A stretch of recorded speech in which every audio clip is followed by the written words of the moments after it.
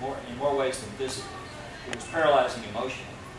I remember as a kid, I couldn't go swimming in the public swimming pool because nobody knew what was making this happen. I couldn't go because they were afraid it was in the water. And it turns out that polio can only thrive and live in the human intestine. That's the only way it can go. There's 3 types of poliomyelitis virus. They're numbered 1, 2, 3. They're all wild viruses. And in the 50s and 60s, we came out with, in this country, Dr. Sabin and Salk came out with vaccines that were impregnated into sugar cubes, and I got to take sugar cubes when I was in grade school. And probably saved my life or saved me from getting polio. So it was no big deal after the 60s. In this country, it was a forgotten phenomenon. But by the middle of the 1980s, there were still 129 polio-endemic countries in the world. Meaning that if you were under 5 years of age, you were more like or as likely to get polio as not. It was that rampant. Today, thanks to Rotary, there's only 4. Pakistan, Afghanistan, India, and Nigeria, which is an acronym that spells polio. Pakistan, Afghanistan, India, and Nigeria. And I'm happy to report that we were just at a meeting in Oklahoma City a few weeks ago, the Zone Institute of District Leaders, and they announced that as of August, there's no more type 3 in Nigeria. And type 2 ceased to exist on the planet a month ago. They've been testing and there is no more type 2 on the planet.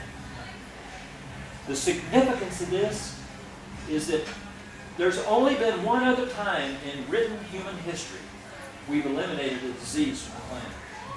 You know what it was? Anybody? Smallpox. Smallpox. Smallpox. Once, with all of our technology, all of our money, all of the research, only once have we eliminated a disease from the planet. There is no cure for polio. When you get it, when you get the virus, the nerves, that attacks the nervous system that feed the muscles. So you either become crippled or you suffocate and die. You probably have heard of iron lungs. There are people living today in their 70s that were in iron lungs as children prior to the 50s. And they're still living. There's a few of them still living.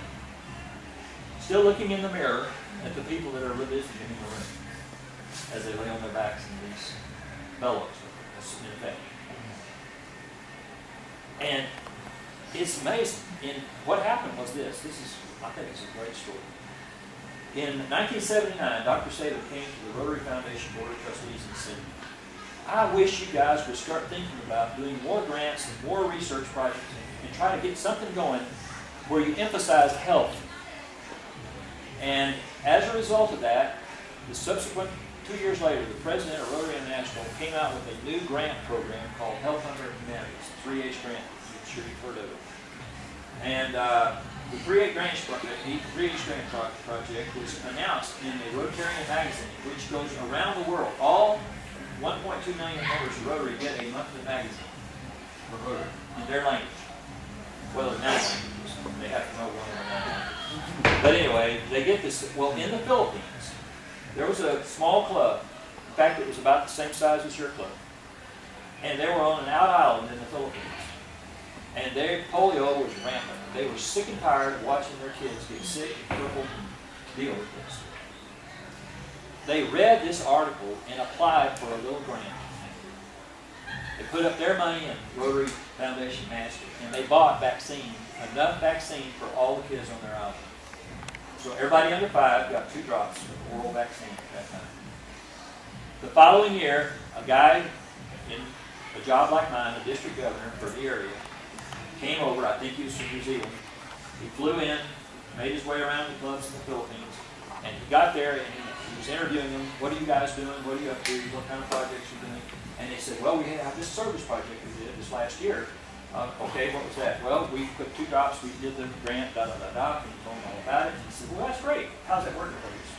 Well, there's no new cases reported this year. And he went, what? Yes, sir, no new cases this year of polio on the island anywhere. And he wrote that up and he sent in his report to Rotary International. And they got excited. they decided we can do this. Now, even though there's only been once in human history that a disease has been eliminated, they got bold. And they said, we think if we can raise a couple $100 million and put all of our Rotarians around the planet to work on this, giving out inoculations wherever they are and all this kind of stuff, we can do this. Now remember, 129 polio endemic countries, this is 1984. So in early 1985, they announced and launched the Polio Plus campaign. And I remember when that came out, because I was a new Rotarian then. And it was an exciting thing. And we got started in it, and it kind of took off, and we raised several $100 million, and all of a sudden, the World Health Organization and UNICEF got on board. They got excited. And suddenly they began to provide political assistance with governments. They started becoming intermediaries with governments that had problems with letting Rotarians come in and inoculate their children. There was also some problems with religious and cultural differences. They thought that if a stranger came along and wanted to put drops in their baby's mouth, it was some kind of a, conspiracy or something. There was all these barriers to cross. That's why it's so difficult to eliminate a disease from the planet. You've got all of these things you've got to deal with. It's not the drops. It's the people that are in the way, So they got all of this going. But remember, Rotarians, just like this club, we're a village. We're in there. We are neighbors. We are friends. We know who the local leaders are. We are maybe the local leaders. So it's all possible when you start dealing on the sort of the foxhole and the troop level. And that's what makes it so wonderful. What's a great story? Because the reason we got down to only 4 polio endemic countries in the world is because wherever there was a barrier to this happening, it's been knocked down. And as a matter of fact, last month there were several ceasefires in Afghanistan for inoculations. That's how connected and how local this thing is. Because we have Rotary clubs in Afghanistan. In fact, the governor over there is an acquaintance of mine. His name is Usman Khan, District 3270. He is the governor in Pakistan, and he has 4 clubs in Afghanistan. All of Pakistan and 4 clubs in Afghanistan. Unlike me, where I have 67 clubs, I just drive up and down between the Oklahoma border and Waxahachie. He has 196 little clubs. And I asked him, I said, how do you do this? He said, well, for most governors, it's pretty tough. In fact, most of them don't make their required visits to the Afghan clubs. I said, well, how are you going to do it? He said, well, I'm the Undersecretary of Defense for Pakistan, so I have helicopters, whatever I need. So, Rotarians can get things done.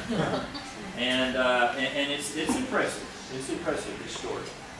I believe that now that Bill and Melinda Gates Foundation has joined us, in fact, given us the largest single donation in their foundation's history, $355 million, and have added technology to it. They are now, they've realized, as Bill Gates has gone out and actually done national immunization days in India and other places, they've realized that part of the problem that we've had in completely squashing this disease is that times of year like this, where the monsoons come in, there are many areas of the world where they are flat inaccessible.